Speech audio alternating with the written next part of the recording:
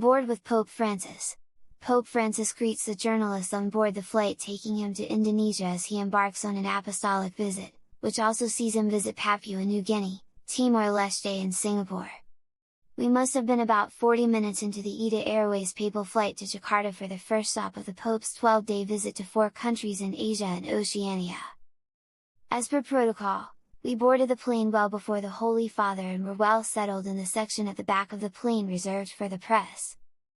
Spirits were high, and old friends and acquaintances of many journeys past were chatting across the aisles, when suddenly a crack in the curtains separating the various sections of the plane gave way to an expectant lull and buzz of excitement. Pope Francis had come to greet us.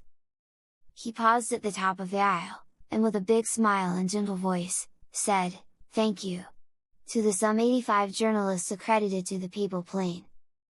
And then, contrary to what had been planned, he walked all the way down the left-hand aisle and back up the right, stopping to shake hands and exchange a personal greeting with every reporter, editor, cameraman and videomaker on board.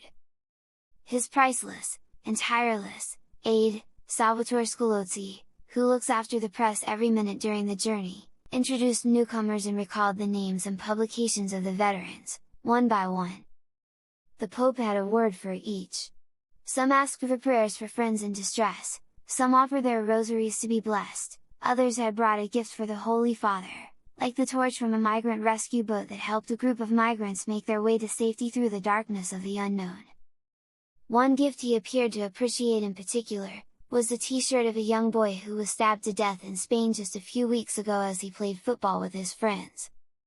Prejudice, fear and hate speech had groundlessly pointed to the involvement of a North African migrant sheltered nearby, singling him out as a killer and giving life to a groundswell of hatred and xenophobia until police investigations led to the true culprit, a local man with psychiatric problems, and the migrant's innocence was publicly proclaimed. The Pope's thank you, I realized, was for conveying his message and his closeness as he travels to faraway corners of the earth.